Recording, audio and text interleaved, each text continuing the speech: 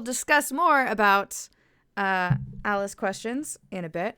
I'm going to start with a reading, which is kind of... I've had a few people ask to do this. Oh, look at it. It's so pretty. Look at this book. And then I've got some sent my way questions, and then we can do more as well. I have briefly addressed this in Twitter. If you were one of the first 100 people, first 100 copies or whatnot, I know it's been a year. That is still coming to you. And essentially what happened is someone who was working for me / the company at the time made a lot of promises that they couldn't actually deliver on. And so they got removed from the project when that became abundantly clear. And then all of that responsibility then fell on me, and I'm going, crap, I don't have the resources to do all of the things we had talked about. So now I'm trying to put together a digital package, essentially, that I can send, including probably more personal letters that will trickle out, because I know a lot of you. I recognize a lot of you on that list, so I can actually have the luxury of going, hey, I can write you a personal letter, and then, scan it, or maybe write it with my little pad, so it's technically in my terrible handwriting, so you get the full experience, but it's still something that is affordable for me to send, because I don't have the funds that this person that I'm trying not to throw under the bus, but he's not a good person, so I don't know why I'm still protecting him. But I don't know. Maybe I should have seen that it was just a bunch of empty promises. Not the point, though. Okay, so down to business. Dun dun dun dun. Amazing cover by Fiona Jade, who is fantastic. She does some great work. If you are ever looking to commission a book cover, I highly recommend reaching out to her, because she does just some truly beautiful, beautiful work. One day I will make this. The pocket watch, not the... Anyway, I'm getting off track. Aha! Let's get down to business to defeat the Huns. One thing I will say is, because my publisher wanted to put my picture on the back, which is a little weird for me, I'm not gonna lie. My mother at one point wanted me to go pick up a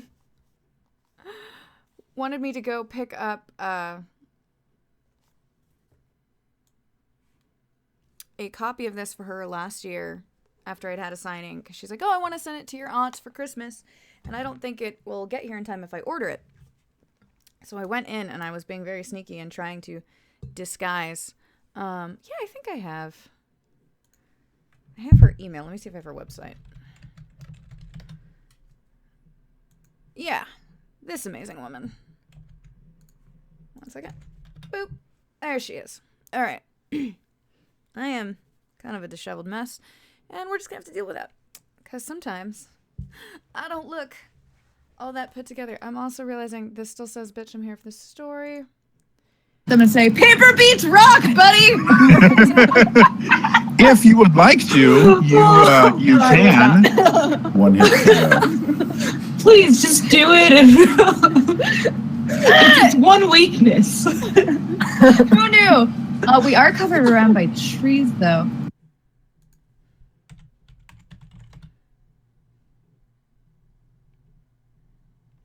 Hang on.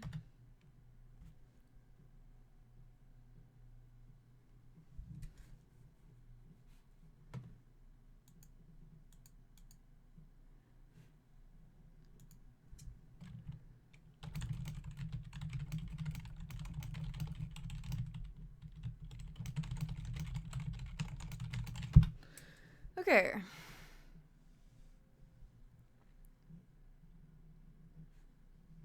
One second as we experience terrible technical difficulties.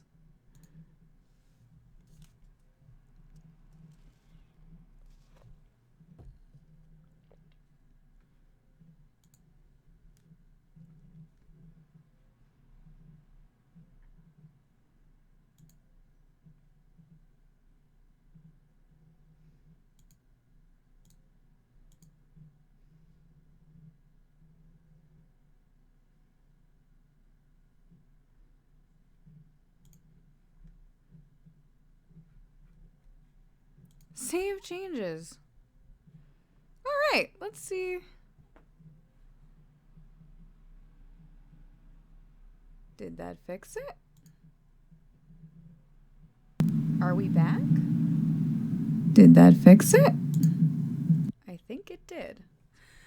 Wow, okay, I don't know. I've never had that happen before. I have auto hosting set up for when I'm not live so that I can support Zelda Universe.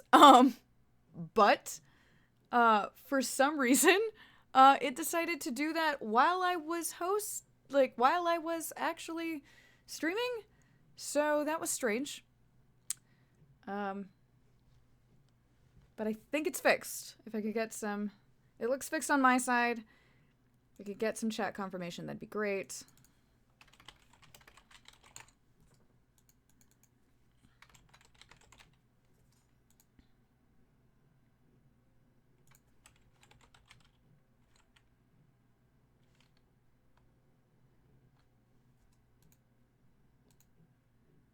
Okay. Goodness, that was weird. A little bit. Okay. Ha! I know what I'm doing. I can't run away. It's all the cat's fault. Okay. So I believe Fiona's information was in the chat, and just to if you're watching the VOD, it will be in the description. I will place that there on the YouTube. Okay, let us begin. Begin at the beginning. It is 10:24. I'm going to read probably...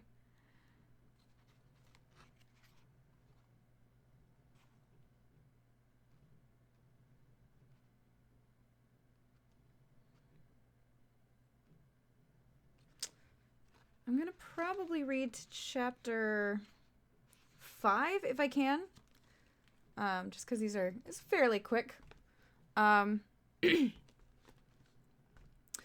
if not, we'll probably stop at about 11:24, which gives us some time for questions. And then I have an appointment at, I believe, 1:15. Yes. So, excuse me. Alys, the Terramirum Chronicles by Kiri Callaghan. Read by the author. No? Is that how you do it? I get so many questions about this page. This was something... Or this one. Not this one. That's all the copyright stuff. This page, with all the titles on it, has so many... I do have so many colors going out of my hair. It's a little crazy. I get so many questions about that. And it was put there as a request by my publisher, who was like, oh, I want to give them teasers about what's to come. And I'm like, yes, but this looks like they're already out, and that's confusing to people. Plus, some of those are kind of working titles. We'll see.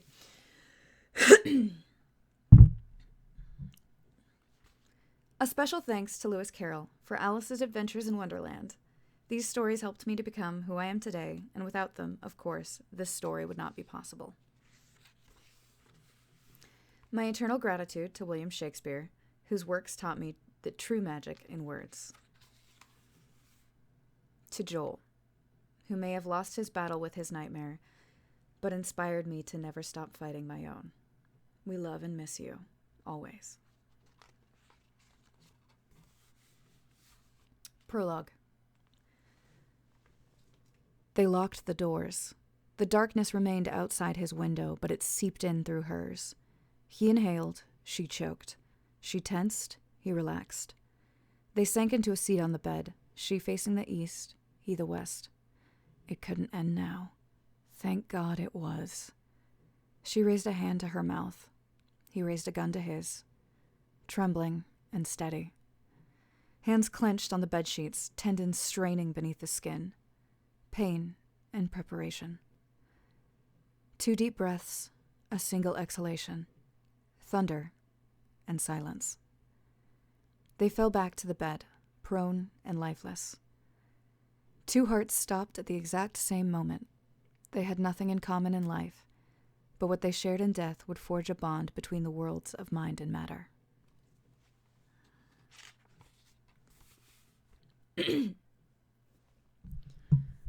am hoping I'm not actually getting a cold because my throat is being stupid and I'm like, I have to sing later today to record. This would be inconvenient. I'm also trying not to cough right on you, so I apologize, those of you with headphones.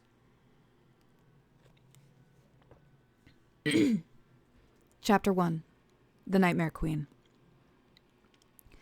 They did not bother to wake Oswin before they yanked him from his bed. The rough grip around his arms startled him out of slumber, but his coherent thoughts were not fast following.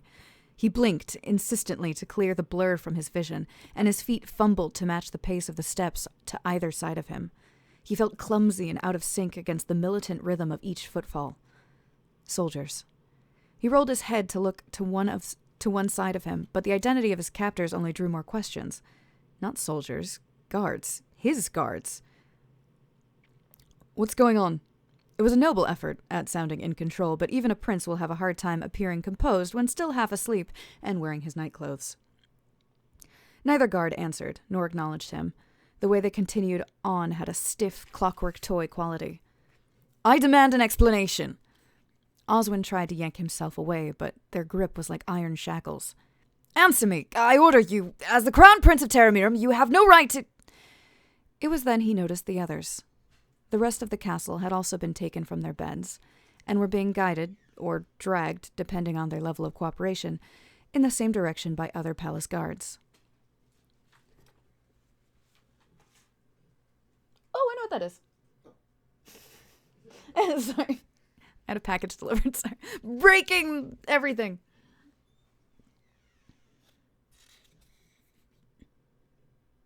Shoot, sorry. The rest of the castle had also been taken from their beds and were being guided, or dragged, depending on their level of cooperation, in the same direction by other palace guards. Oswin planted his feet, locked his stance, and held his ground for a few precious seconds before he was jerked forward again by the guards. Their forcefulness knocked him off his feet, and they slid behind him.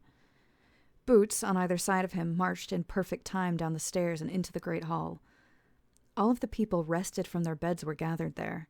Everyone was filed in alongside everyone else. Maids, lords, even other guards. There was no discrimination of status, profession, or gender. He couldn't decipher the reason behind any of it. No one appeared injured. In fact, he saw no signs of violence at all. While a relief, it was perhaps the most confusing aspect of the lot. Oswin knew war and revolution, and they were never bloodless. Nobles were kept alive only to be later used as bargaining chips, and anyone considered politically useless was killed or neutralized by other means.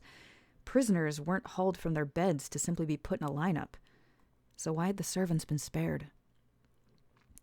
Moonlight glowed through the great windows, a pale light that shone on hundreds of frightened faces lined up like prisoners awaiting execution. The last marching foot stopped, and all sound died as if a scream of silence were echoing through the room. The air grew stiff and settled into a kind of rigor mortis, cold and lifeless. It was a deathly kind of stillness, so sudden and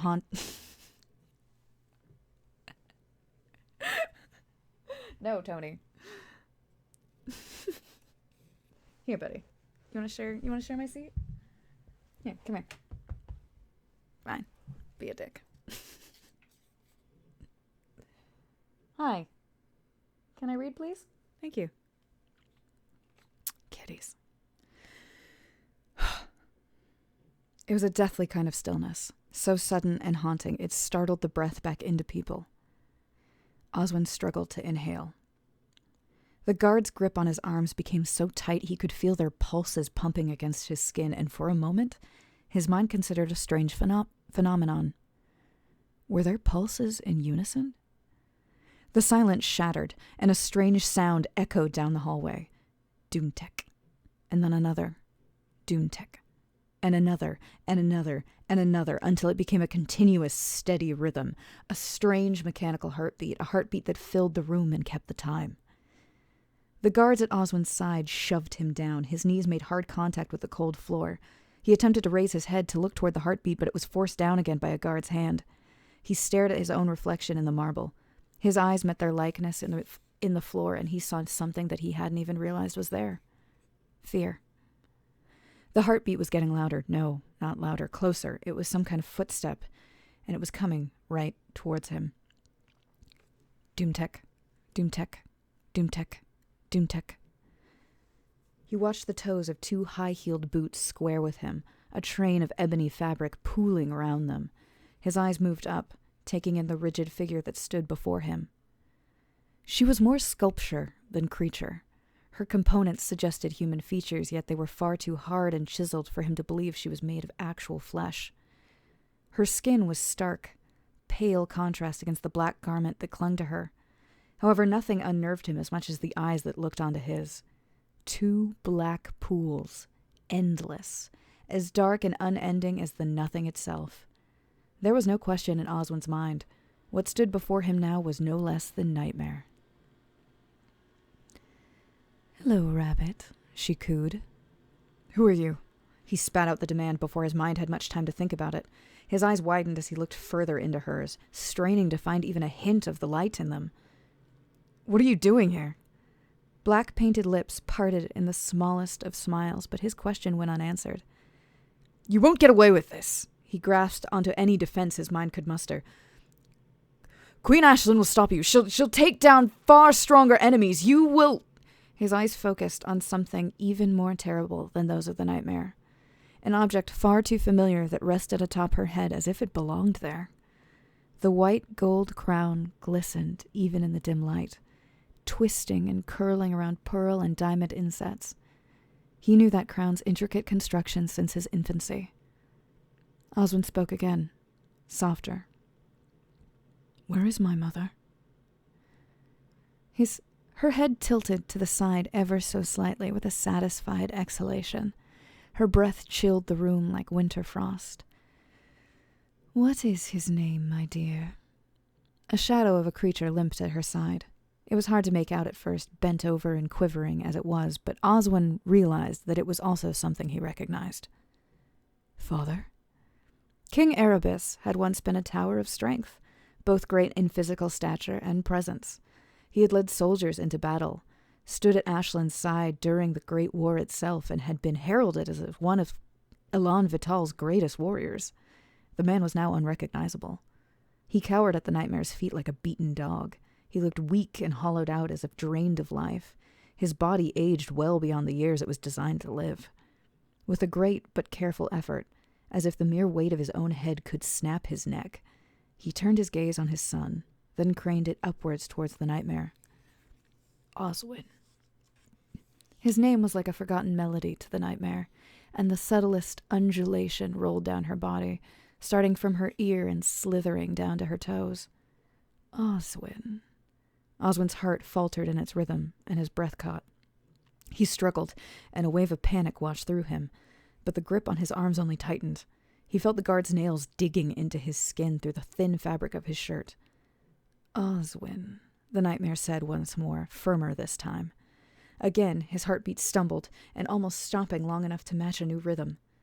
Magic. It was taking control. She was taking control. He gritted his teeth and his heart pounded at a pace he could not slow, like a drug running through his veins to coax him to sleep. He could hear the beat in his ears, and his body grew rigid with each thump. At what he knew to be the nightmare's behest, his eyes snapped open, forcing him to stare into the unblinking abyss of her own. "Now that you're listening," her smile broadened. Oswin felt sick but unable to move. The nightmare's hand reached out, and her fingertips stroked the top of Erebus's head like a pet. "Elan Vital is now in my control. Tomorrow I will bring your kingdom's fall, starting with your public execution." Oswin's own terror could not shake his heart out of the rhythm dictated by the nightmare. "Leave the rest, but lock him up, heart and all."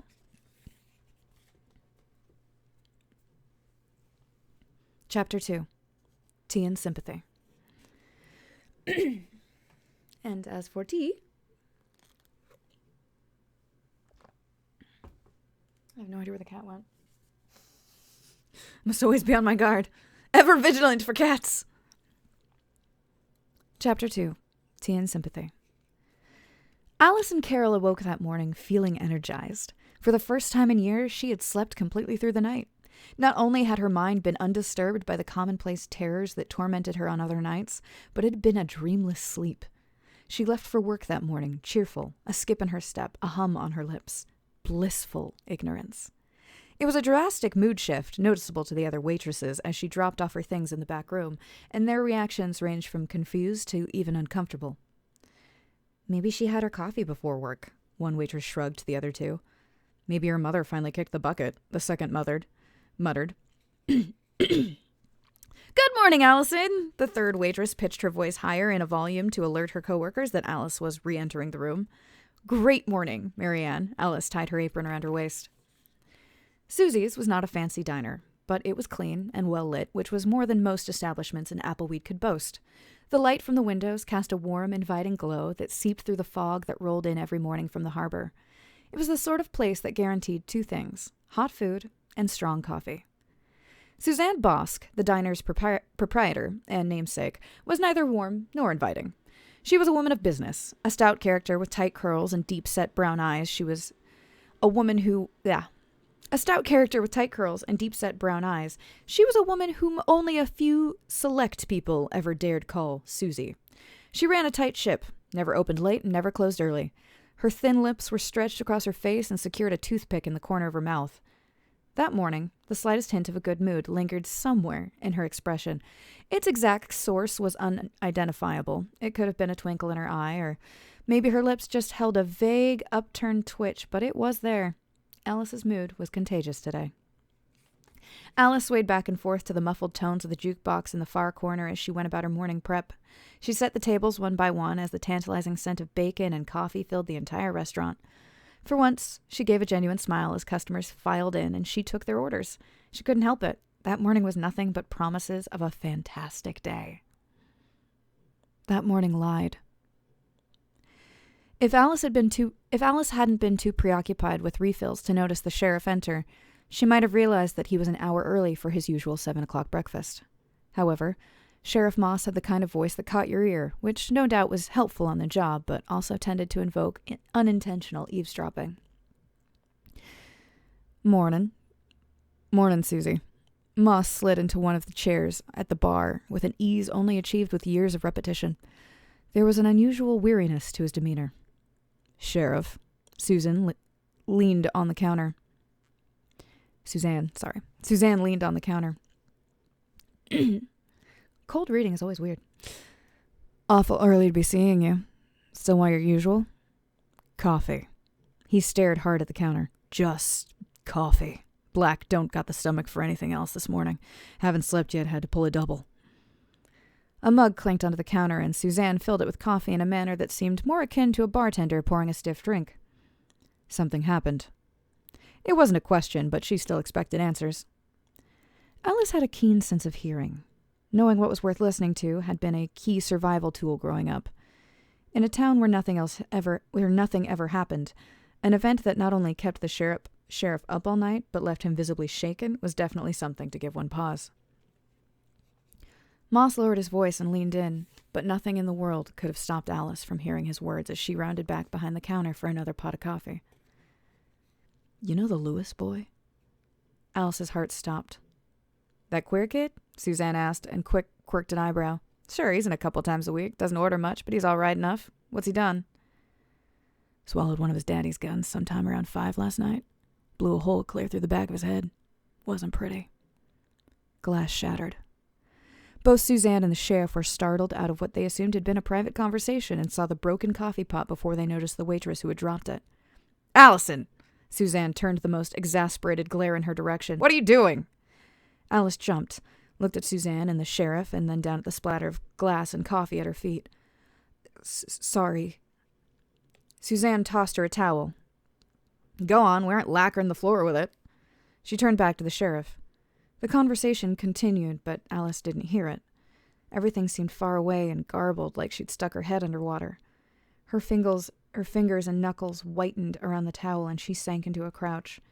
The world swayed, and she gripped the cupboard handle for balance. She felt motion sick. She looked at the murky puddle, and the reflection of her own honey-brown eyes stared back at her.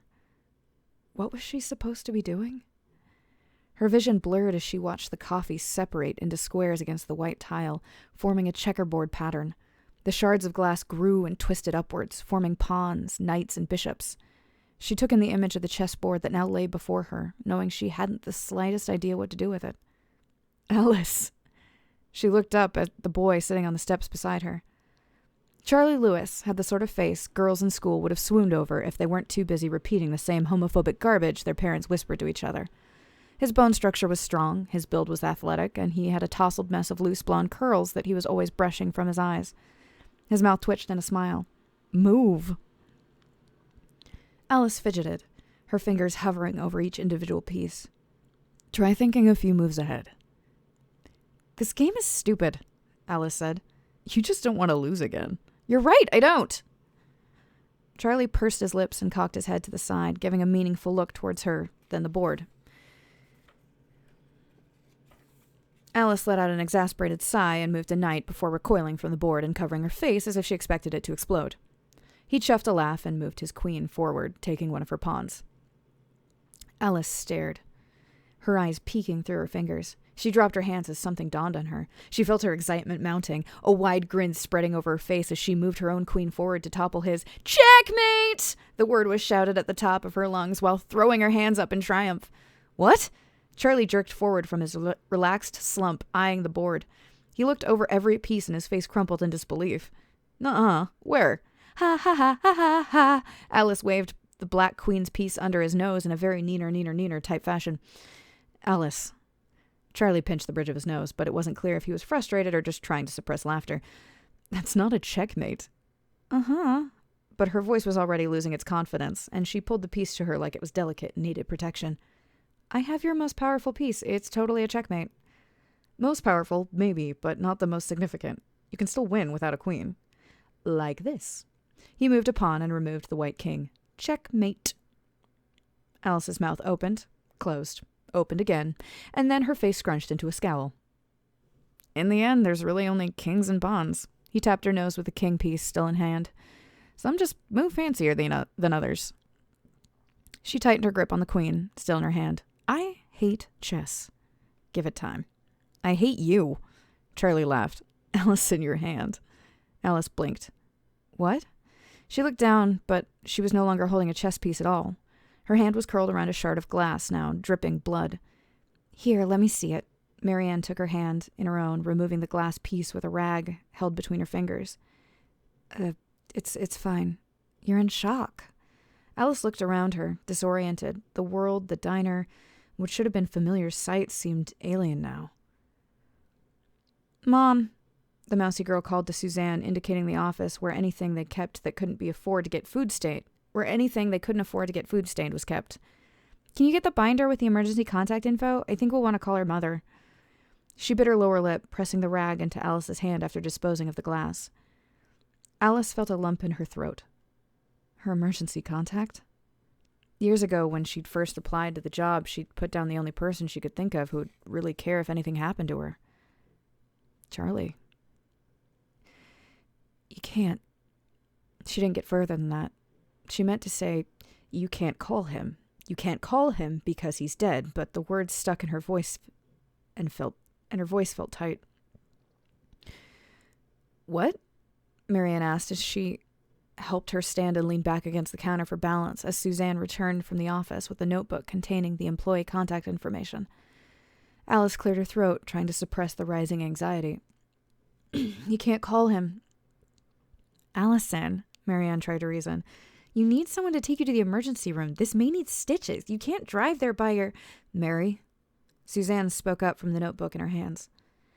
Alys could tell by the look on Suzanne's face that she had just discovered her emergency contact was the same queer kid who blew a hole through the back of his head the previous night. For the first time since she'd known her, Suzanne Bosk looked shaken, even pale. She glanced from the book to her daughter and then to Alys.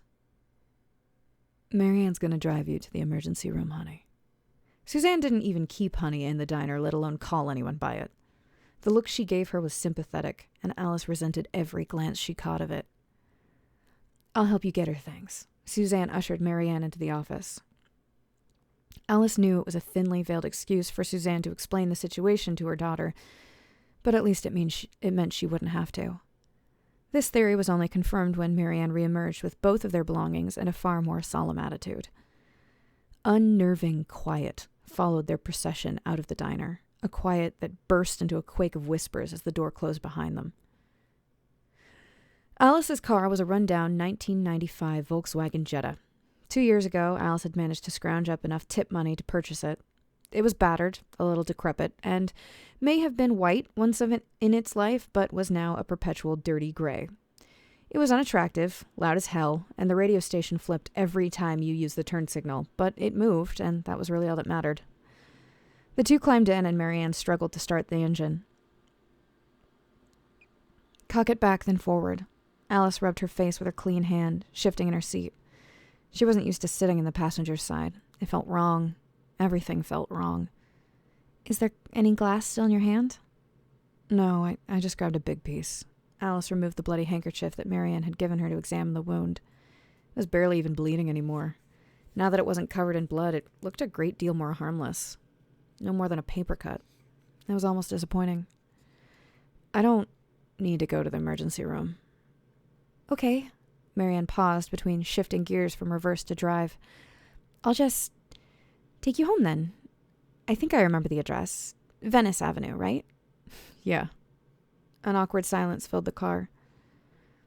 Marianne glanced over at her. I'm sorry about your friend. Alys didn't answer.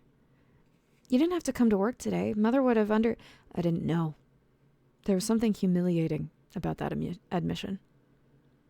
Oh. It seemed as if another silence would fall on them, but Marianne began again. Is there someone else you can call? Alys looked sidelong at her. Call for what? Marianne fixed her eyes on the road ahead of them and shrank in her seat. It's just, I read in my psychology class that after traumatic events, it's best not to be alone, so no. No?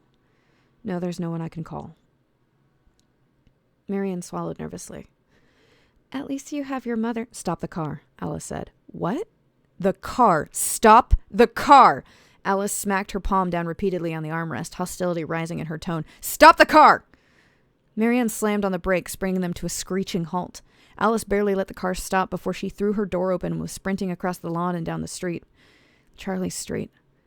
Somewhere in the back of her mind she heard Marianne calling her name, but she ignored her. Her heart pounded in her own ears, her feet connected with the concrete, unable to slow or stop. Charlie's house seemed abandoned, the last of the police cars having left a few hours prior to give the family privacy. It was a grand house, remodeled recently and kept up to military standard cleanliness. Alys flew up the stairs of the large wraparound porch, her hand balled into a fist, and banged on the door. Open, God, please open. The door did open, but it wasn't Charlie, and by sheer grace of some higher power, it wasn't his father either. Allison? Karen Lewis's eyes were wider than usual, and her whole form shuddered with her breathing as if the only thing holding her up was the door she held onto. Even under normal circumstances, Charlie's mother was a small, timid woman, so Alys had no difficulty pushing past her. Alys stepped forward to steady... Ooh, sorry. Pages sticking together. Pushing past her. Wait! Alys climbed the stairs in twos, racing to get to the room before anyone could stop her, thinking maybe, just maybe, it was all a lie. If she could prove it, everything would go back to normal. She flung open Charlie's bedroom door at the end of the hall and stumbled inside. Charlie spun around in his chair, his classic but crooked smile spreading across his face, warm and inviting. Hey, you. The heavy scent of bleach overpowered her senses, and she sneezed, her head snapping downwards. When she looked up, the room was different. Bare. The bedclothes were gone, some of the wallpaper was gone, but worst of all, Charlie was gone. Alys's shoulders slumped and her heart sank. No. Charles hasn't told anyone yet. Karen hovered just before the doorway, as if scared to step over the threshold.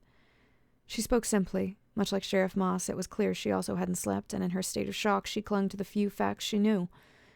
He's making arrangements with a home. The police only left. It wasn't long ago. Small town. Word travels fast. Even though she wasn't facing the woman, she could imagine her brow knitting. You shouldn't have had to hear like that. Charlie shouldn't have had to die like that.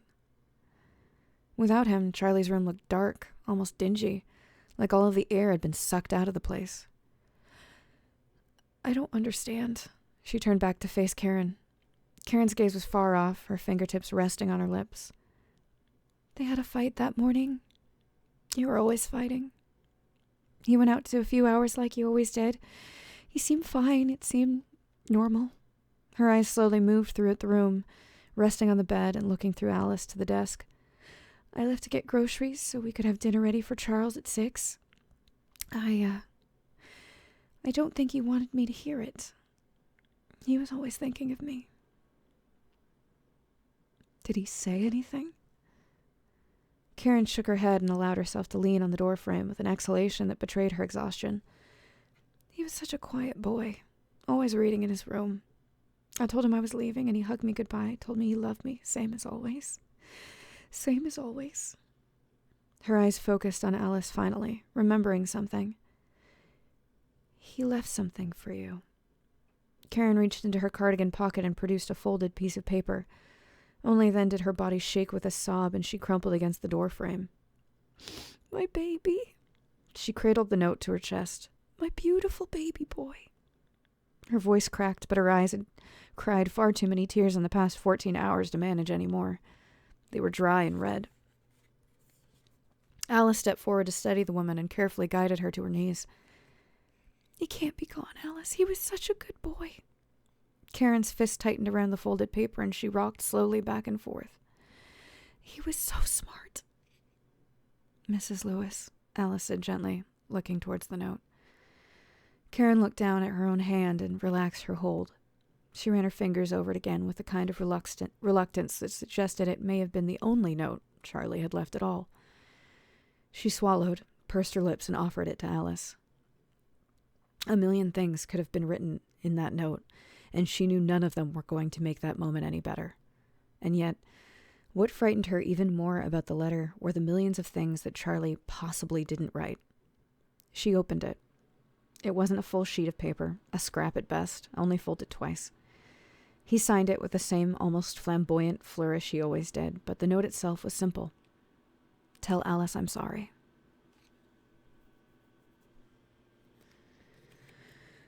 How much more? This is longer than I thought it was. But I think I'm going to still try it. Because I'd like to get to chapter 5. Because chapter 5 is usually the chapter that I read. But when I do readings. But it's special, so we're charging ahead. Okay. Chapter 3. Releasing the Rabbit. The cell was cold, dank, and heavy with the stench of mildew. Oswin couldn't fathom how so much moisture could seep in through the mortar. The walls, the ceiling, even the floor seemed to be oozing water. If it was water. The whole dungeon had long been out of use before that night. In an age of peace, it had become useless and fallen into neglect. Now, Oswin wished its upkeep had been better tended. He'd avoided sitting as long as possible, pacing back and forth, but after a few hours his legs began to ache and he took to leaning just one shoulder against the wall. The only illumination came from the tiny window in the door, allowing him just enough light that he could make out the vague boundaries and filth of his cramped quarters. When he stood closer to the light, he could see the translucent puff of warm air that curled past his lips and nose with every exhalation. The air was both bitter cold and wet, and it left a film on his skin that he couldn't seem to wipe off. His legs bent, giving way to the exhaustion he'd been struggling with since they'd thrown him in here. He eased himself down to the floor, his eyes closing as his fingers met the ground. It had a slick, slimy, mucus-like texture. Oswin wasn't a squeamish man, but he was also not accustomed to spending large quantities of time in whatever it was he was sitting in. He leaned his head against the wall behind him, feeling his muscles relax one by one as exhaustion won out over caring about whatever filth he might be lounging in. He replayed the night's events over and over again in his mind, still having trouble believing them any more than the phantoms of a wild and unnatural imagination. Nightmare. The only word that described her, and one that was full of uncertainty and fear. If, in fact, she was a nightmare, she had escaped from the nothing. There had always been rumors and myths of nightmares escaping into Terra Mirum, but the idea that it had actually happened was unthinkable. Why? How? He'd had plenty of time in that cell to think it over, but the situation was beyond his experience. No book existed, or would ever exist, that could have prepared him for this. Not in the palace, not even in the great library in thought. Still, more unnerving than the creature who wore his mother's crown was seeing his father bowing and scraping like the nightmare's pet. Magic. That much was clear. The palace was so heavy with sorcery, even Oswin could feel it without experiencing it. Experiencing it. His heart palpitated at the memory until a series of long, controlled breaths coaxed it back to a regular speed. His mother had been murdered. His father was being held captive in his own mind, and himself? Oswin hung his head and covered his face with his hands. His execution in the center of the capital was imminent. He didn't even know how little time was left now. He couldn't see outside. Without even a view of the moon's place in the sky, or even just the sky itself, he had no hope of guessing how much time had passed. He could already imagine her magic forcing his limbs to march up the executioner's block, the same way it had forced him to march to this very cell. It was all going to end in a matter of hours. There wasn't a doubt in his mind. The peace in the kingdom, the flourishing treaty between Fae and Dream, his family line, and everything his mother had fought for would be gone. The nightmare had already proven her power, and with nothing to stop her, it wouldn't be long before all of Terra Miram was overrun. A shadow blocked the light from the door. Oswin wasn't sure how he hadn't heard them coming, since the jailer's keys were less than quiet. He held his breath, and for a moment, time hung in suspension. The door clicked open. Oswin stood, pushing his back up against the wall, his hand balled into fists and his stomach churning. This was it. The silhouette that filled the doorway was neither the nightmare nor even a guard, and when it addressed him, he didn't recognize the voice at all. Prince Oswin, I assume. The tone was smooth, calm, friendly. Oswin squinted, but he could not make out the physical details of his guest. Who are you? The stranger's mouth pulled back, and his broad, toothy grin caught the light, almost glowing in the darkness. A friend. A friend of whom? As fond as I am of formalities, it would be within your best interest to come with me now and save introductions for after our escape. Escape? I assumed you'd be familiar with the concept. Bye, Far Eviler. Thank you for joining us. Chapter 4. You are now leaving Appleweed.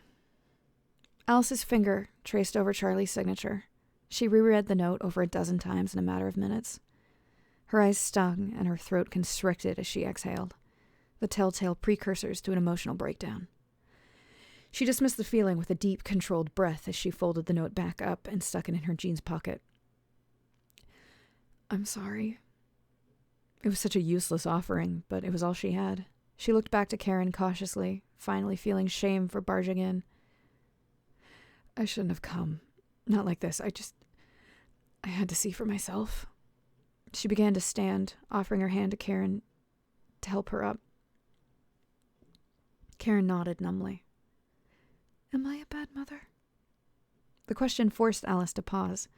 She looked down at the woman, still crumpled on the floor, unsure of what to say. Was it my fault?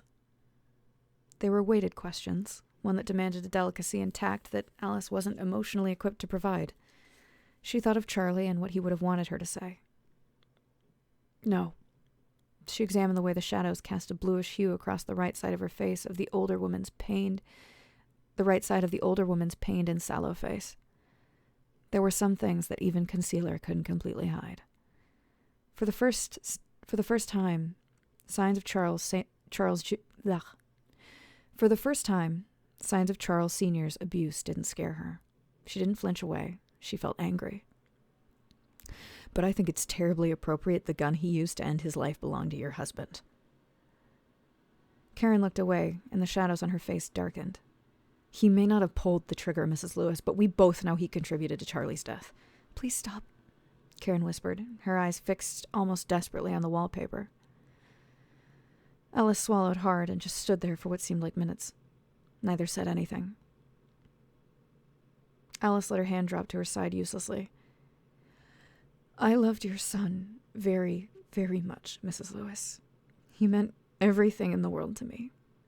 He was family. Her voice was careful, soft, and she was all too aware of the eggshells she had chosen to stomp through. But I still can't imagine what you're going through right now, and it's Heartless of me to think I can. She turned towards the stairs, and knowing there was little else to say, but I'm so sorry for your loss. I won't be bothering you anymore. The funeral will be on Thursday, the woman piped up. Karen looked back at Alys, and her mouth struggled into a sad but compassionate smile. I'm sure he would have wanted you there. Alys cleared her throat and unknowingly mimicked Karen's tight-lipped and mirthless smile. Thank you, but I don't think I can. I'm sorry for the intrusion. She shoved her hands into her sweatshirt pockets and headed out the front door. The misty air was starting to roll in from the harbor, a storm not far behind. Alys found the cool breeze a welcome relief after her escape from the house so still. Allison! Marianne called from the street. She'd been circling the block since Alys ran off. She looked scared half to death. Are you okay? The mousy girl's eyes focused on the name on the mailbox and widened. Is this where he lived? And Alys gestured for Marianne to get back into the car. Let's go.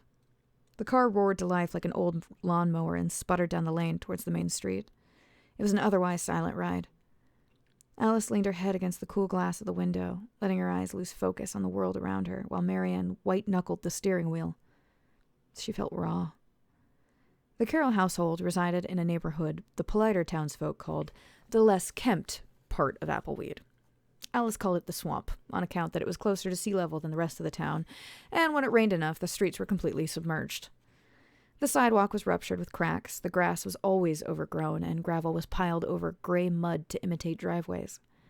The car chugged along the street until it came to number 1016. The second one slanted to the left, regardless of how many times Alys tried to correct it. Crooked concrete steps wound up a small, uneven incline that gave the illusion that the house on top was lopsided.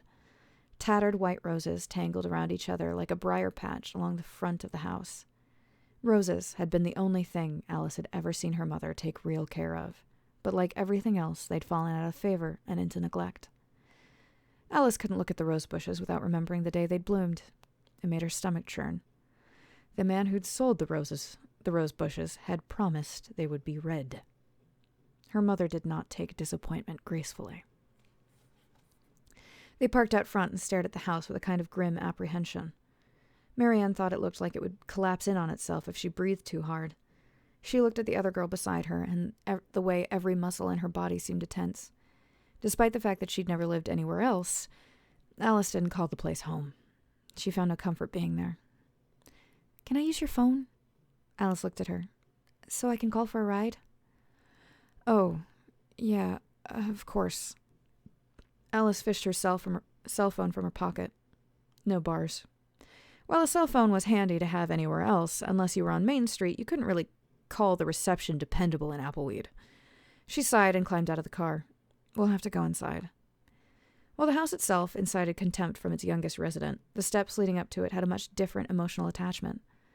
Alys couldn't argue that they weren't cold, decaying, and uneven. By physical merit alone, they had no virtues over the house itself. But they did have good memories. They had been a place free from any parents, and Alys and Charlie had spent countless hours on them. You okay? Marianne nudged her, and Alys realized she'd just been loitering at the foot of the stairs. He was sitting there. Just yesterday. Alys chewed her bottom lip and fingered the note in her pocket. Playing chess. Oh. Alys stared hard at the stairs for one moment longer. She thought over their last interaction and desperately rummaged through the smallest details. There had to have been signs, something she missed, something that would have helped prevent it if only she'd noticed. He hadn't mentioned the fight with his father that morning. He always told her about them. It was how they kept each other sane. How would she not noticed he was keeping that from her? Alys shook off the heavy feeling in her chest and started up the steps. She opened the door as if pulling too hard would not only yank it from the hinges, but also bring the entire house down on top of them. The interior was dark and musty, and the air was a bitter cocktail of 1 part oxygen, 2 parts vodka, and cigarette smoke. Marianne coughed. Sorry. Try to hold your breath. Marianne covered her nose and mouth with her sleeve. She was about to ask why Alys was being so quiet and secretive in her own house when the answer presented itself. Sitting in the far corner of the living room was Alys's mother. Lucy Carroll might have been a beautiful woman at one point, but years in Appleweed had turned her as sour as the inedible crab apples that the town was named after. A fresh cigarette was balanced between her fingers as she pored over a magazine. A glass of what pretended to be ice water rested half-consumed on the table beside her. She looked up and scowled. "Who's this?" "Marianne Bosk, Suzanne's kid. She works with me at the diner." Alys spoke in a very precise, albeit cautious tone, as if addressing an interrogator. "Oh yeah? What happened to that little fag you're always hanging around?" Marianne's eyes darted to Alys, whose stare didn't so much as falter from her mother's. "You can use the phone in my room." Alys inclined her head to indicate that Marianne should follow. "Shouldn't you be at work?" Lucy leaned forward in her chair to gaze after them and grabbed her glass of water. "Shouldn't you be sober?" Alys closed her bedroom door behind them. Marianne noticed the way that Alys locked the multiple latches on the door, methodical, as if by pure muscle memory and habit. "You talk to your mother like that?" "Believe me, she's done worse." Alys moved to the bedside table. "I guess I should be grateful. I might not have met Charlie if she'd been a better person." She picked up the cordless telephone and held it out to the other girl. "Do you want to talk about it?" Alys's extended arm went slack and her eyes looked towards the far end of the room. "No." "I'm a good listener." "Well, I'm not a good talker." Alys slumped onto the bed, thought about it more and shrugged. "I wouldn't know what to say. Something like, I can't believe it, or how it doesn't seem real." She looked at the phone still cradled in her hand, and her thumb mimicked the pattern of dialing Charlie's number over and over again. "It doesn't seem real," she admitted. "Maybe it never will seem real. It's funny because I don't even want to cry about it now. I don't feel much of anything about it now. It's just another nightmare I'll eventually wake up from.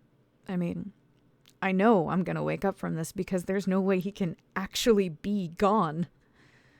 Her focus softened and she reached into her pocket to feel Charlie's note again. "I must sound crazy to you." Marianne shook her head. "It's just, he's always been here and now he's not, and I'm not sure where that leaves me." "What do you mean?" "We had all these plans, you know?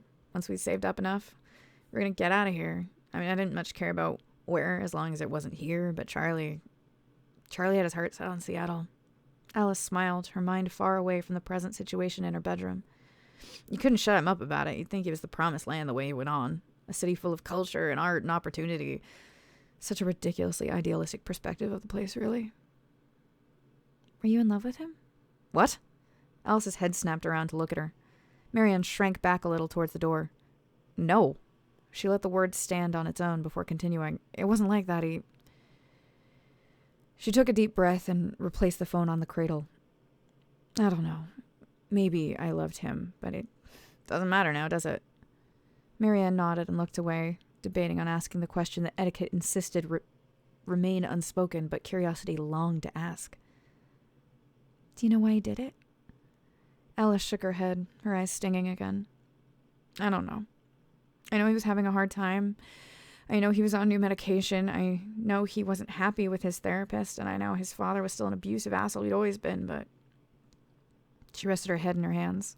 "I didn't see this coming." Marianne sat down on the bed beside her. "How could you?"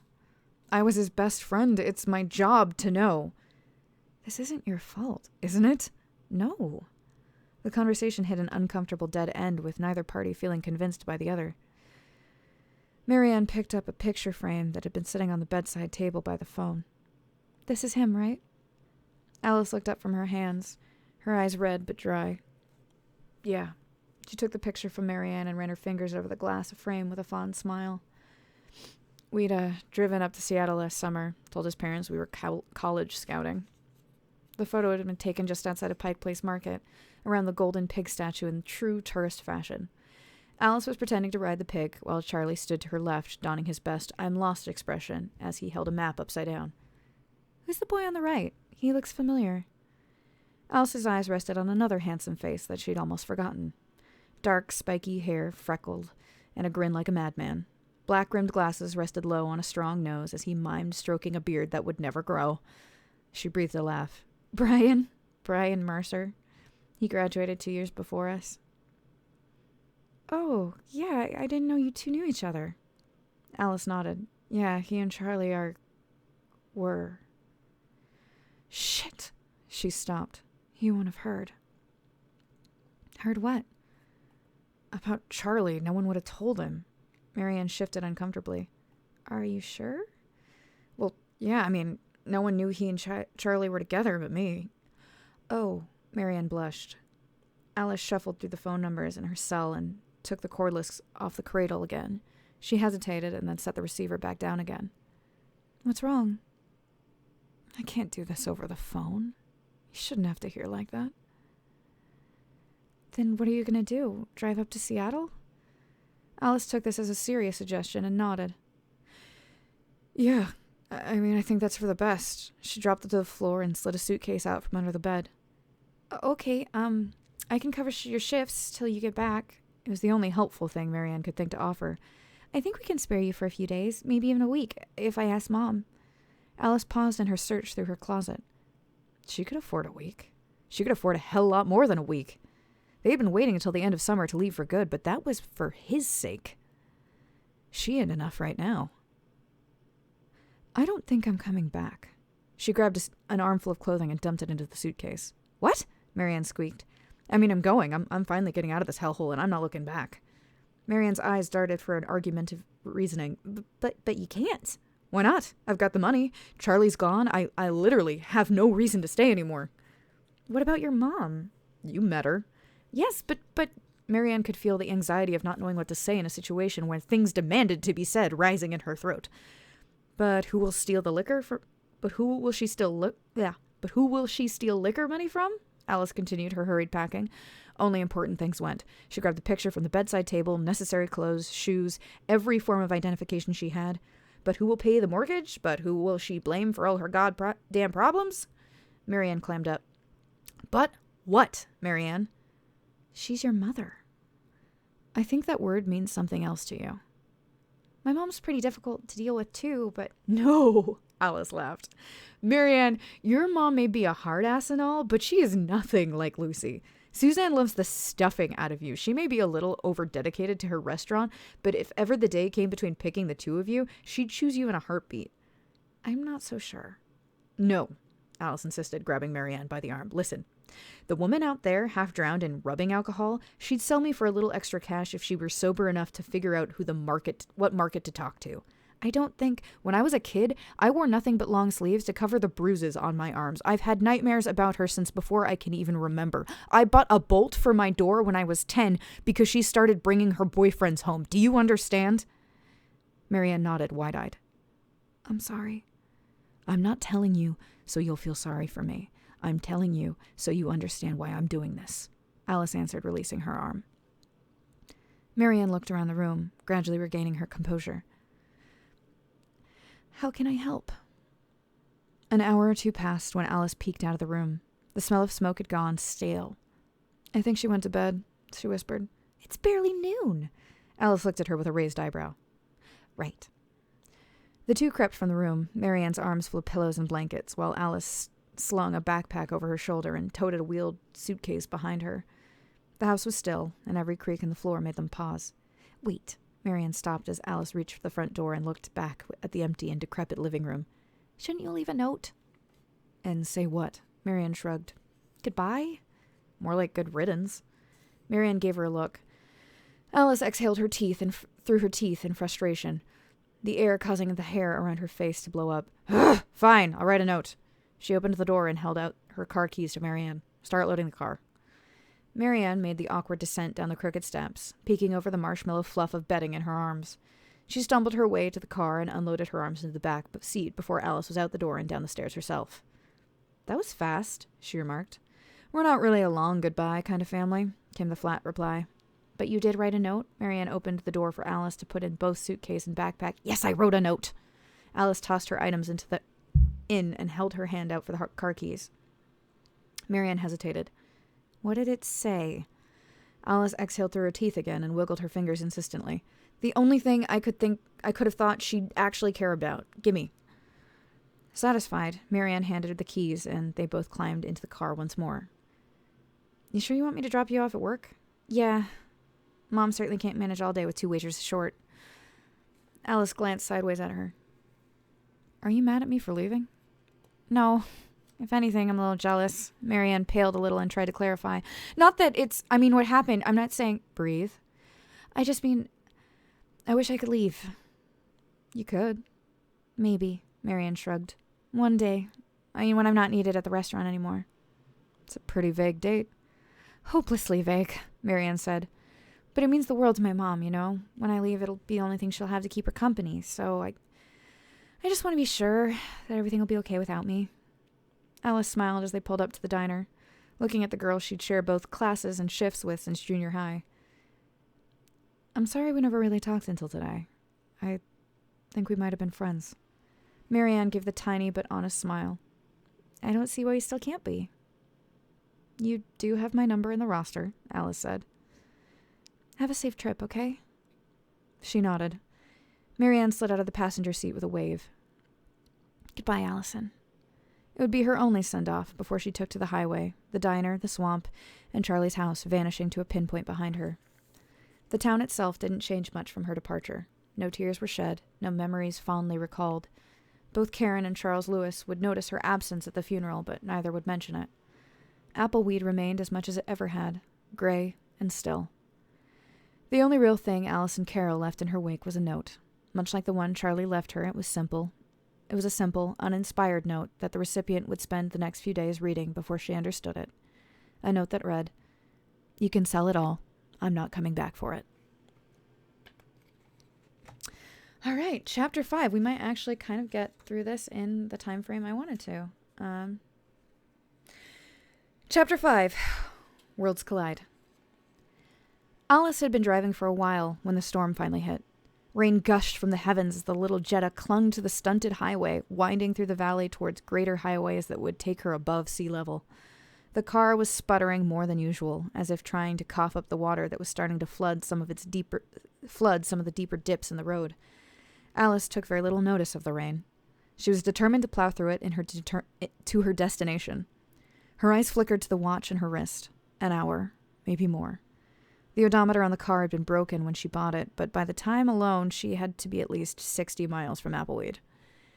Everything seemed so much more colorful this far out, even when she looked at it through the half-inch of rain that slid off her windshield. In Appleweed, it was as if everything faded under the sheer amount of precipitation, like a shirt that had gone through the wash too many times. In theory, Appleweed was home, in that Alys had never lived anywhere else. She was born there, and the town would have been content to let her die there as well. That's what most people did. Some would travel, but most would just trudge through the day without any other thought of the outside world. Life in Appleweed was too exhausted to notice its own malcontent. She was finally getting away from all that, finally pulling herself from under the heavy cloud.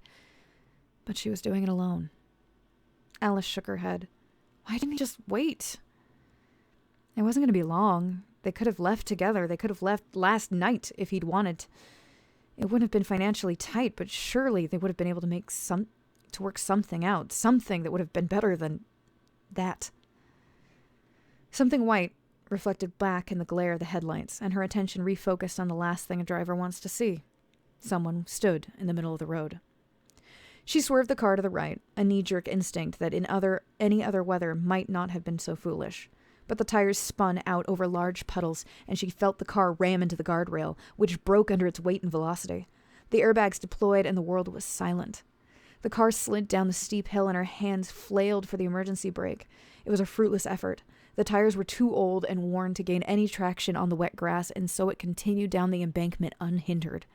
The car bucked as it passed over some kind of bump that scraped on the underside of the car, something metal, something sharp. It was enough to pop the back right tire, but not enough to slow the car, only making it spin uncontrollably, a terrifying adaptation of a carnival tilt-a-whirl ride. Alys closed her eyes against the growing nausea. The car's pirouettes came to an abrupt halt as it slammed into some kind of rock face at the bottom, causing Alys to fall forward on an already deflating airbag. Alys opened her eyes, her head pounding. She coughed and sat back, every muscle in her body protesting the movement. The dust from the airbags had settled. How long had she been out? Her now broken wristwatch had no answer, and she discarded it on the seat beside her. She pinched her nose out of precaution, feeling for a break of any kind. It seemed okay. She slid her hand further up, feeling her forehead. That did not feel okay. It burned and stung even when she wasn't touching it. Her heart was still racing. Her fingers traced along the hairline, wiping away the cool moisture to examine it on her fingers. Sweat, not blood. She sighed in relief. She was lucky, more than lucky, she hadn't had a full frontal collision. She glanced at the rearview mirror, which was reflected where the car made impact, but it was impossible to see anything through the spiderweb of cracks in the window. Alys struggled in the car with the car door, growling in frustration when it wouldn't budge. She pulled back and pressed herself against the door again, her knuckles turning white around the handle until it popped open like a champagne cork and she tumbled out. She closed her eyes, ice-cold water sliding down her face. The grass squelched under her, far less solid than after an hour of the rain. The world wavered in a dance of downpour and disorientation. She blinked, trying to refocus her vision before untangling her limbs and clinging to the car frame for aid. Even in the thick veil of rain, she could see where the car had been broken through the guardrail up the hill. The grass was flattened in two lines which deepened into ruts in the mud as the trail drew closer and over a set of old railroad tracks. The tracks were slightly elevated, both wood and broken metal sticking up in a jagged fashion, as if someone had tried to uproot them and given up halfway through. That explained what had happened to her tire. She looked down, taking note of the thing that was nothing more than a useless ripped ring of rubber that loosely draped over the hubcap. She winced and moved around to look at the back of the car, that crumpled and collapsed like a soda can. Fuck. She reached into her car and dug out her cell phone. No service. Of course. She threw it back into the car and turned back towards the rock face, which, now that she had a good look at it, was not a rock face at all. It was a train tunnel. Old. Older than she would have thought possible. Like the tracks that ran through it, it was falling apart, and had been devoid of any human contact for quite some time. The brick was discolored and splotchy, weathered from both rain and sun. Moss, along with some sort of ivy, had long since taken over, and could have been the only thing holding the stones in place. Still, it'd be dry. Alys wiped the front of her shirt, intending to remove some of the mud and water, but it just smudged. She grumbled and climbed back into the car to grab her backpack. She picked up the phone again, as a second thought. Her joints hurt. Some part of her knew that wasn't a great sign, but she dismissed the thought with the assurance that she didn't need an ambulance. She tried to slam the door shut behind her and trudged towards the tunnel's cover. Once the storm cleared, she'd flag down a car for a ride into Seattle, or at least walk enough distance to get service on her phone. The inside of the tunnel was dusty, but otherwise surprisingly clean for something that had been abandoned for so long. She used her phone as a flashlight, peering into the depths. It seemed to be empty. No other stranded travelers, and it seemed to be devoid of any visible creepy crawlies. She checked her pocket for Charlie's note, relieved that it was still there, and had been miraculously spared from the rain. Alys pulled dry clothes from her backpack, piling them on top of the bag itself to keep them clean. The note was safely transferred to the pocket of the dry blue hooded sweatshirt before she attended to her wet clothes. Her fingers were numb and struggled with buttons and zippers, which just added to her frustration. She peeled the wet shirt off and flailed a little at the end to get it completely off. She wrung it out before using it to attempt to dab at the remaining moisture on her skin before pulling a clean white top over her head. It was at that moment that Alys realized she was not alone as she had first thought. He was standing at the mouth of the tunnel, obscured by the dim sunlight that had managed to break through the clouds and rain. They both stood, frozen in the moment, not 30 feet apart, unsure of what to do with each other, eyes locked. The wet shirt in Alys's hand dripped on her foot with a faint plop as it hit the toe of her shoe. Her face flushed, and she remembered what she had been doing moments before the stranger's arrival. "How long have you been there?" Even in the poor light, she could see he was taken aback. "Excuse me?" "You, standing there. How long?" Are you talking to me?" "You see anyone else in this tunnel?" He actually bothered to look about. "No," he remarked, seeming amazed. I don't." His eyes scanned about the entrance. "Remarkable." "What is?" He shook his head. "Nothing. I guess I didn't expect anyone else to be here. Did you see anything?" "See anything?" Alys pointedly wrung out the wet shirt again. He swallowed. "No." He wandered further into the tunnel. "Stop!" "What?" "Don't come any closer." He stopped, bewildered. "Are you afraid of me?" Her eyes had adapted to the dark, and now that he was closer, she could see him a bit more clearly. He was different looking, She'd never seen silver white hair on anyone who looked so young. He must have had a fantastic stylist. It contrasted against the dark copper hue of his skin. He was a handsome appearance, if not a little striking. As for his clothing, it was muddy, much like hers, but beneath the dirt she could tell the fabric was very fine, even if they did look like pajamas. I'm not afraid of anything. It was a blatant lie, but at least it sounded convincing. My name is Oswin. He smiled and extended his hand. There was a softness to his smile that was irritatingly infectious. So, instead of returning it, she handed him the wet shirt to hold as she retrieved the sweatshirt to cover her bare shoulders. Marianne. 2 lies in less than 2 minutes. Her mother had been rubbing off on her. Marianne. Oswin shook his head a little. He seemed simultaneously in disbelief and impressed with something about their meeting, but he wasn't being forthcoming about why. I'm sorry if I startled you. It's okay, Alys said. Would you mind... She made a turning motion with her finger. Of course. Oswin turned his back to her. He realized he was still holding the wet shirt, but there was no place to put it. With some semblance of privacy, Alys began to change her pants. I saw the crash, Oswin murmured. He heard a pause in the ruffling of fabric. I wanted to make sure you were all right. Silence. Are you all right? Alys resumed changing. I'm fine. Good. He sounded relieved. And your, vehicle? My car? Alys relaced her sneakers and laughed. Oh, it's great. Just great. The tire's blown, the glass is shattered, the engine is leaking fluid all over the ground, but I'm sure it's going to pull through. Really? Of course not. Alys snapped, leaning around him to snatch the shirt from his hands. It's totaled, oversized paperweight. Surprised you didn't see it. It's just outside. I did, Oswin said, turning around. But I was just trying to be polite. Well, I don't need polite. I need my car to work. Alys crouched by her bag as she packed things into it, her face softening a little with guilt. I'm sorry. I'm not usually like this. At least, not to total strangers. You're under a lot of stress. You have no idea. She looked up at him. Would you mind giving me a lift to the nearest town? My phone doesn't get any service out this far. A lift? A ride? She said, in your car? Oh! Oswin awed and understanding. I don't have a car. Alys' shoulders slumped in disappointment. You don't have a car. He shook his head. Then what are you doing this far out of town without a car? Well, Alys rose quickly, pointing an accusing finger. You're the idiot I nearly hit, aren't you? Oswin backed away. Actually, what were you thinking, standing in the middle of the road? You could have been killed. The memory of the crash flooded in her mind, her heart beginning to race again. The cold terror sent a burning hot anger to her face. I could have been killed! Oswin raised his hands. Forgive me, I didn't realize that I'm not from... I didn't think I'd... At least you're okay? I'm not okay, I'm stranded! Because of you! Alys let out a growl of frustration that echoed down the tunnel. She kicked the wall, fuming. A tense silence settled between them, and as she did, she turned around to face him again, but it didn't last. There was a calming, dreamlike quality to his presence, and as they looked at each other, Alys's breathing eased from a heavy rise and fall to a light and relaxed rhythm.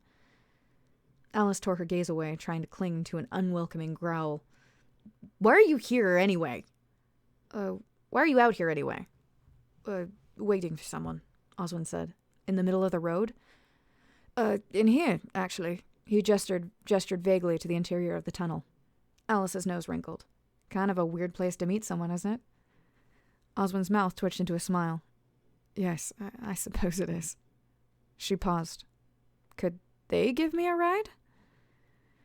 A laugh erupted out of Oswin, and he shook his head. No. Alys glared. He swallowed hard, and his eyes flickered to the floor. I just mean, I doubt we're going in the direction you need us to. Oh. A silence fell between them again, and Oswin reached into his pocket and produced the gleaming gold pocket watch. It flicked open. It was simple in its outward design, but possessed a certain mythic quality about it. Alys found herself staring, drawn to it. Are you late? What? Oswin snapped the watch closed. You look worried. Oh, he glanced back at the watch. No, I'm on time. They're late. Your friends? Yes.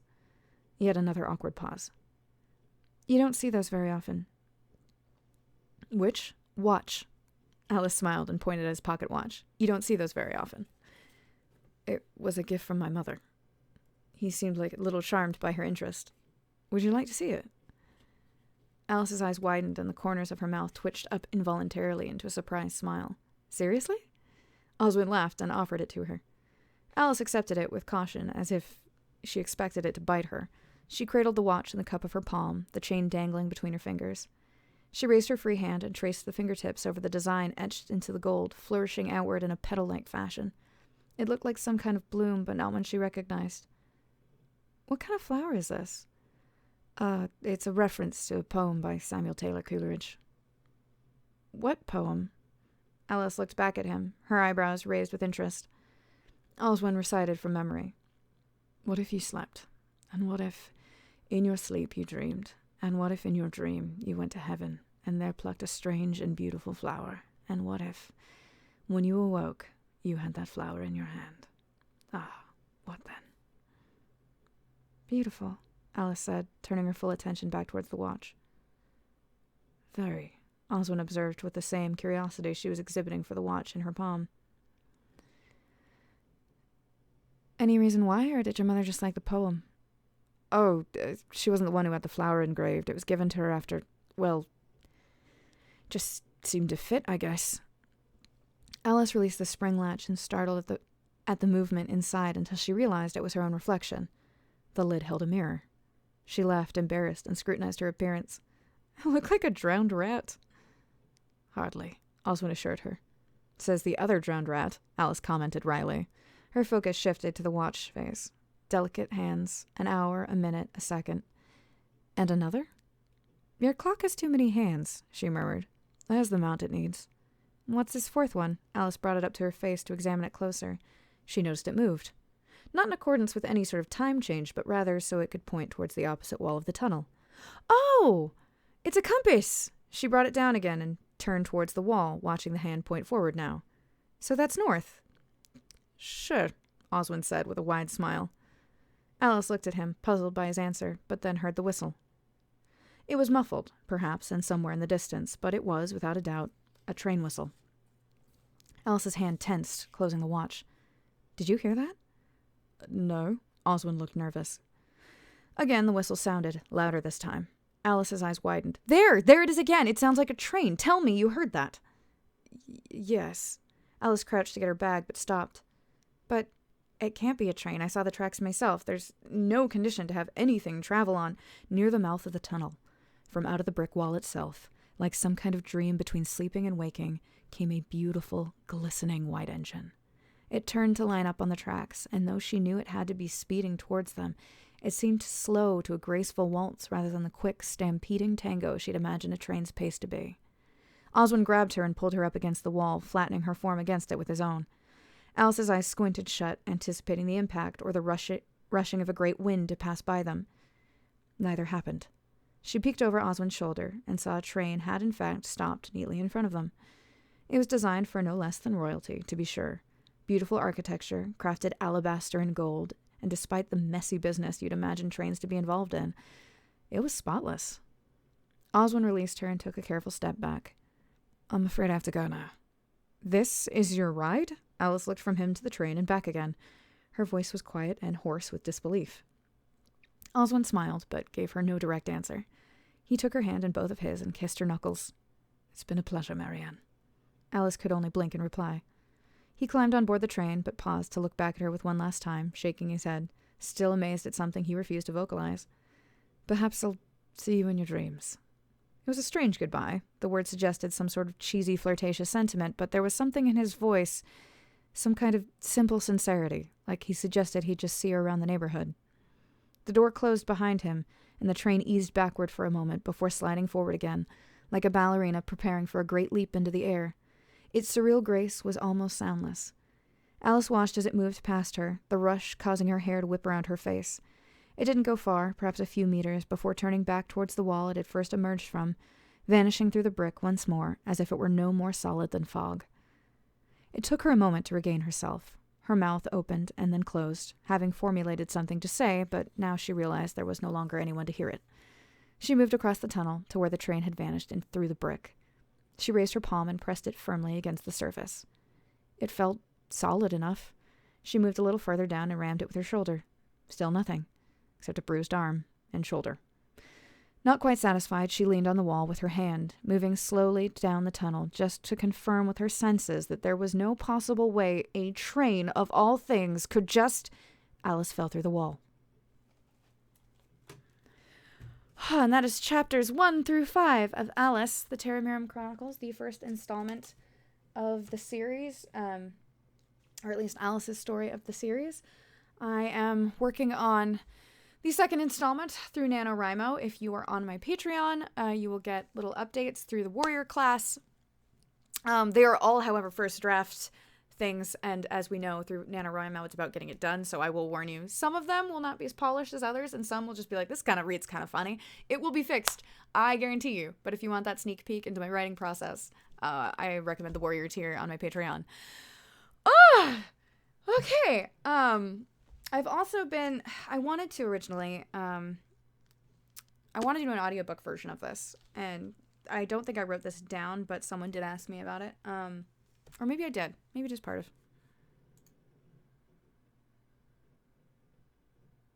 I think there's something slightly related, but, there is, my brain just died, to make an audiobook of it, and I wanted to do a full cast version of it, and maybe I still will, but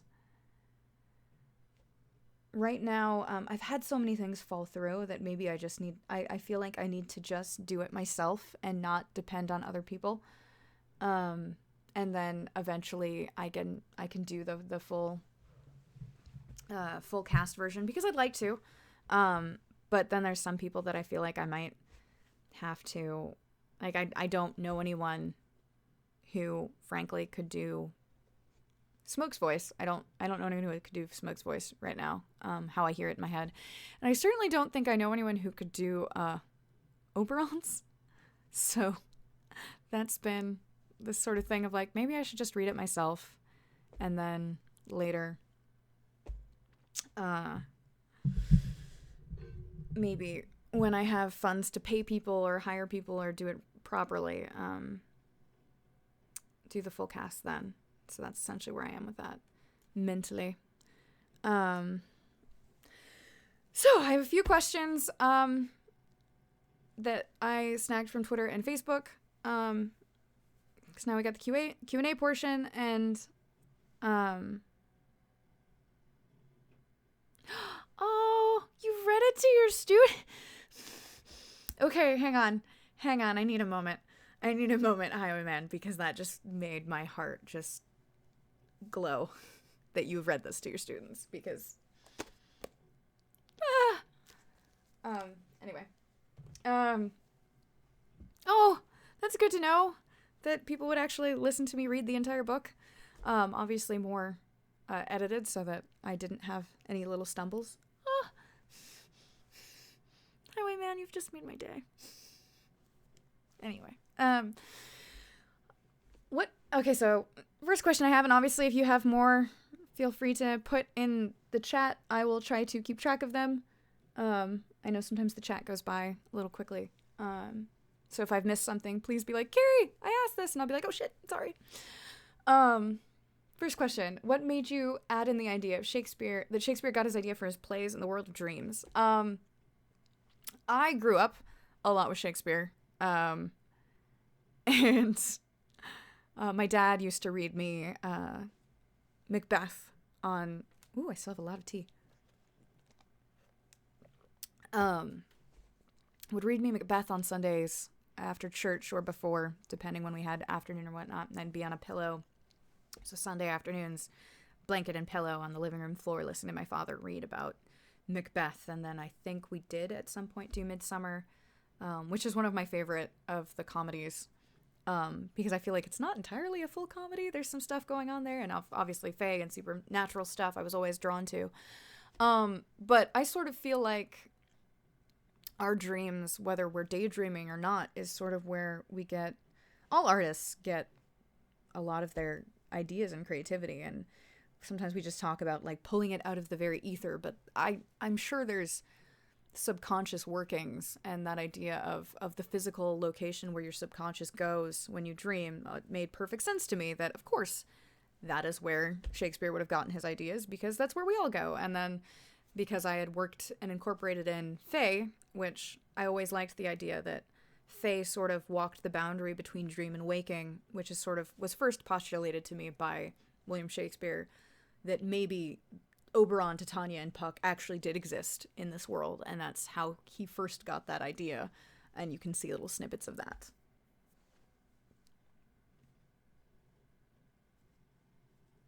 To be able to speed read Alys. At 2x, but then I'd have a chipmunk voice. I'd be like, hey, and then Oswin did this! But fair.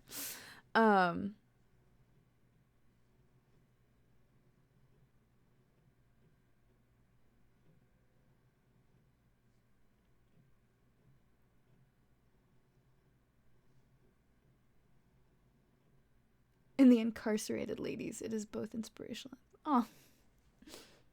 Yay. Though they are all sure you have access to the good drugs. Nope. Nope. I'm just very nightmare prone. I should do a chipmunk version. Oh god. That would be actually quite hilarious.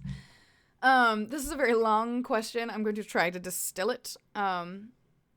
Where I was asked if I had drawn any inspiration from the Phantom Tollbooth, because smoke reminded them of humbug, and the Tollbooth had two kingdoms of math and the doldrums, and it sort of they kind of saw the rhyme and reason in that. And I read the Phantom Tollbooth when I was younger. I do enjoy it. I don't see as much of the similarities as is postulated here. First of all, I definitely don't think Smoke and the humbug have that much in common, because I feel like the humbug is the sort of person who, it wasn't his plan, but he'll like want all the gratification and be like, oh yes, this was all my idea. Whereas Smoke is very much the person who will make you think it was your idea, because he sort of tricked you into thinking it was all your idea, and then he will quietly smile to himself because he got you to do what he wanted to all along. I think they're actually rather polar opposites sort of in that bit.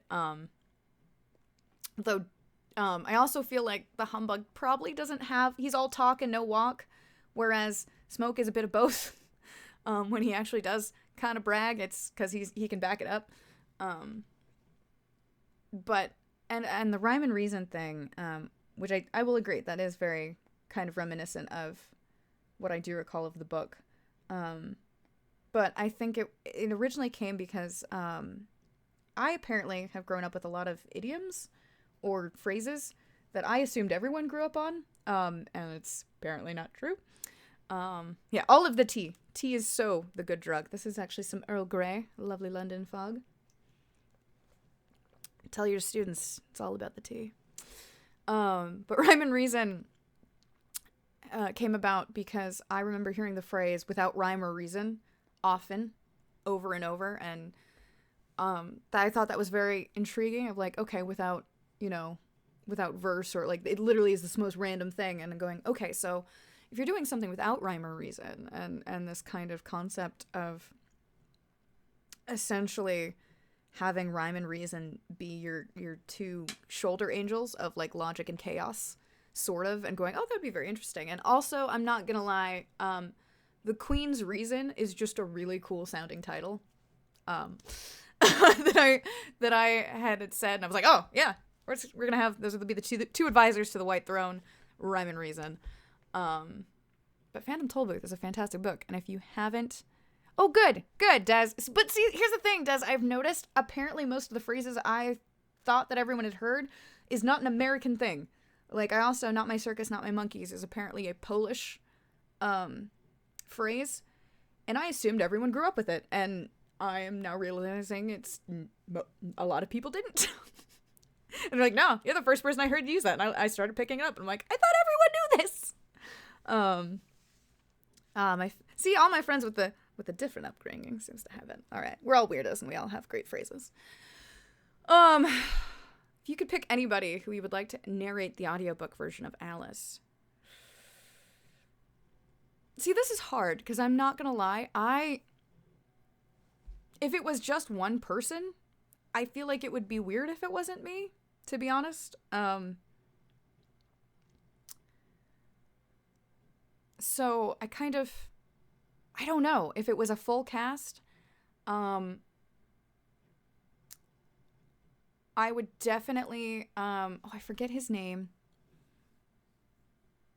In the first Kingdom Hearts, there is a fellow who isn't Clancy Brown, who does the voice of Ansem but sounds like Clancy Brown, who I would love to play the Nightmare King, or possibly Oberon. Because that just deep, like, ooh. But that's all I can really think of. And the thing is with... It's one of those things that... It's hard to describe what I would imagine those voices sounding like, but I would know it when I hear it. So that is that. Not my bloodbath, not my death count. I like that. It's a little less whimsical, but I like it.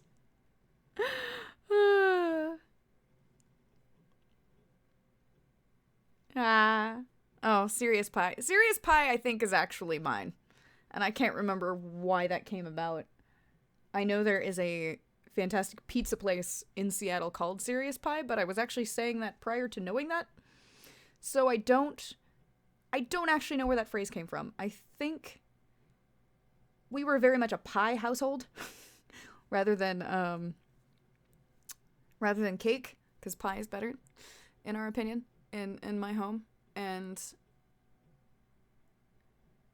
I'm not entirely... I really wish I knew where Serious Pie came from. Not my bloodbath, not my death count. I think... Or, yeah. Came from, I can't remember what was going on, but it was something so messy and, like, insane. Like, the drama was... Blah, and crazy.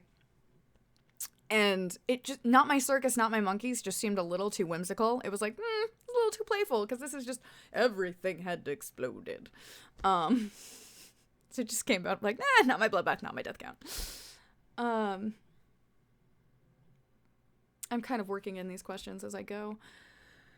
Everything is better with pie. Pie is tasty. I mean, you can have cake. You can have all the cake. You know what it is? I don't like frosting that much. And most cake just makes me very thirsty. But pie. Pie's so good. Fruit pie especially. I'm not as big on, like, things like chocolate silk pie or whatnot. But I'm also one of those weirdos who doesn't really like chocolate that much. So,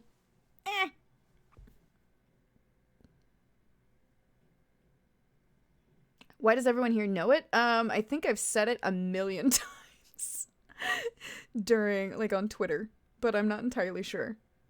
That is a very good question. Why does everyone here know it? Next question I have is, if you can write a story arc for any comic book, with which comic character would you write for?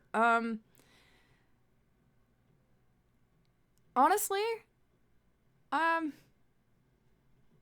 that's a hard one. Mostly because the comics that I enjoy, I'm like, no, you need to stay how you are. I think the only ones that I would remotely go near would, I would, because this is just my personal thing. I feel like I would want to write, this is going to sound so out of left field, the Josie and the Pussycats comic. I would want to do a reboot of that. They might have a reboot right now. I'm actually not sure. The Gem one's pretty good. And I would definitely ship the crap out of Josie and Valerie, because I feel like Alan M is just so boring and bland in every version I've seen of him. And I know at one point there was, like, some Archie stuff where they were like, I'm like, I don't get the thing with Archie either. I'm like, there's more chemistry here. Let's just make it gay. Anyway. And how much of you is in Allison and how much of her is in you? I would like to think I'm a much more cheerful person than Alys. I don't,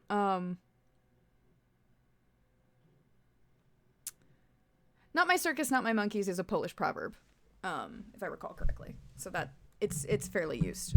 I was talking about not my bloodbath, not my death count being something that I think came out of me. I don't know. I'm trying to think. Definitely I'm hoping everyone here has for the most part read. There's a bit at the end where Alys is speaking to someone prior to defeating the big bad, and that's all I'll say. And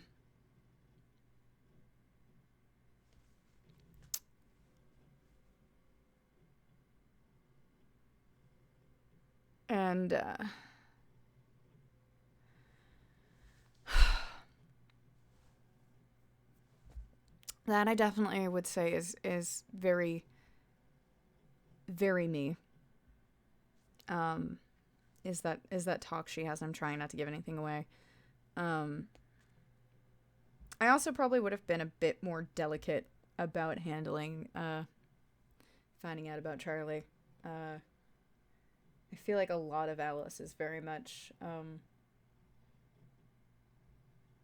my impulsiveness ramped up a lot, and very much kind of without a filter. But she's her own. There's some of me in there, I know, but I'm also probably a lot more honest than she is, where she is very, very, very prone to lying as a self defense mechanism. What future endeavors do you wish to accomplish? Well, after this, I'm working on Changeling, which we're aiming to get it out by next year, published and whatnot. I'm hoping to get a finished manuscript, hoping to have the first draft finished, obviously by end of November, and then be able to get polish it and send it to my editor probably by February. So hopefully we're aiming for spring of 2018 for it coming out, but we'll see. And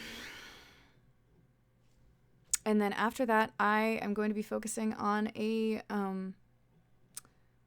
podcast with a narrative podcast, so more like an audio drama that would release every month or twice a month, which I'm not going to say how, but will actually be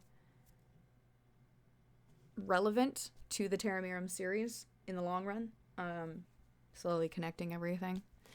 And just to add a professional one on top of this, I was in the Grove, Barnes & Noble, the other day with a friend of mine, and they have all of these posters of authors far more famous than me for events and signings, and my publishers talked to them. We're too small potatoes right now for them to consider me, and that's fine. But I'm not gonna lie, part of me is like, I will get in this Barnes & Noble, gosh darn it, and I will have a signing here. I am determined. So that's I think my goal. My big goal is that one, on a professional sense, beyond getting the creative stuff out. All right, I saw some questions. All right. Would you want an Alys graphic novel? I think that would actually be really cool. M, the 13th letter, good friend of mine, has been working on a sort of teaser with an animatic, which is it's like a storyboard essentially, that we're going to put up of the 5th chapter, which is The Worlds Collide, is the last chapter I read to you guys. It's usually the one I read as a sample chapter when I read its signings or whatnot, because it kind of gives you a bit of the action without getting too in deep with anything. You get to see Alys and Oswin interact, and there's mystery going about, so I tend to read that one. And what we're hoping to do is put that to a reading, so you've got kind of this teaser that I can put up on my YouTube, which shows you the 5th chapter with little storyboard pictures with me reading. So a graphic novel would actually be kind of awesome. Guerrilla Project put a Kiri poster up in that Barnes & Noble. I love you. And my brain just died. But yeah, I think it would translate fairly well to a graphic novel. I do think I'd have to probably rewrite parts of the script simply because there's certain things that are much like I really like my narration. I'm not gonna lie. The narrator in a lot of my work kind of becomes a bit of a character in themselves. And I feel like when you take away that, it presents a new challenge. So it would be very interesting to rewrite the script for a graphic novel, I'm not gonna lie. Or for a film for that matter. What would the title of your unauthorized autobiography be? I've actually thought of this. And it would be full frontal irony, life advice from someone you've never heard of. Would be, and I'd have like, I would be on the cover, looking slightly embarrassed with a giant cardboard cutout of the word irony covering me, being like, "Oh," and it'd be great.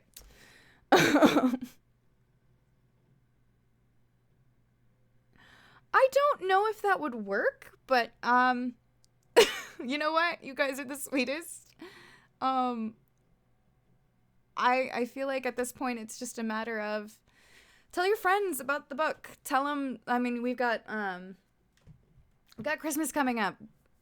Recommend it for presents. Just be like, because unfortunately, with people like that, what really sells it to places like Barnes and Noble is sales, and I've made fantastic relationships with other Barnes and Nobles, which is also helpful because they get to see how I work and interact with people, and that it's always an event, whether I'm dressed up as a fairy or as my normal world hopping self. And it's just great. I don't know. I'm looking forward to also doing more signings in more diverse locations in 2018, hopefully. Since I won't have, hopefully, giant medical bills like I did this end of this year.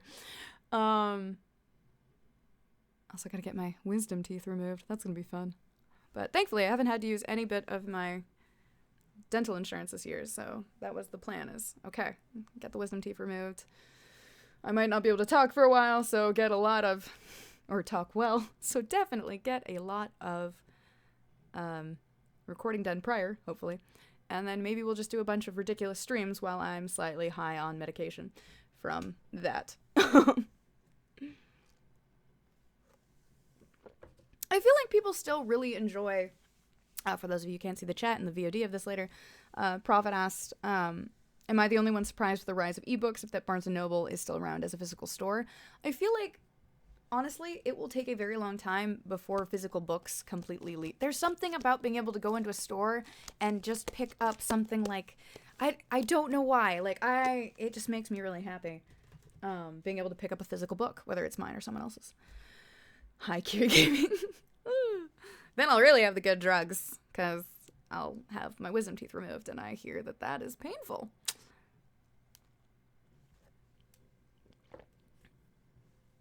Did I miss any questions?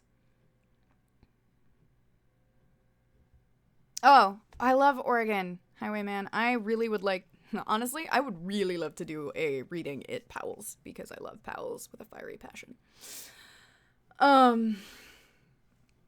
All right, it is noon. And I do have an appointment at 1:15.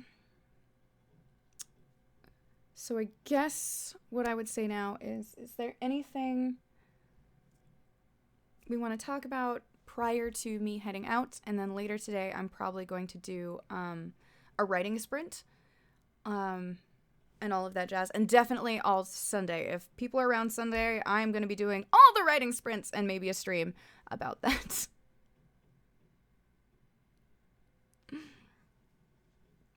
Get back to bed with you, Des. You crazy person who woke up way too early to be here. I appreciate you. You're my favorite. All right. There's silence. I'm waiting for the stream to catch up. Fantastic. It sounds like everybody's got to go. So that actually ended at perfect time. Thank you so much for joining me. And I was really excited to do this. This was great. I can't believe it's first of all, that it's only been a year since this has been out, but also that it's already been a year since I published through Dose Blanc. And I'm really excited to get book 2 out. And they're really excited to read the second one. So hopefully I will get that book contract signed.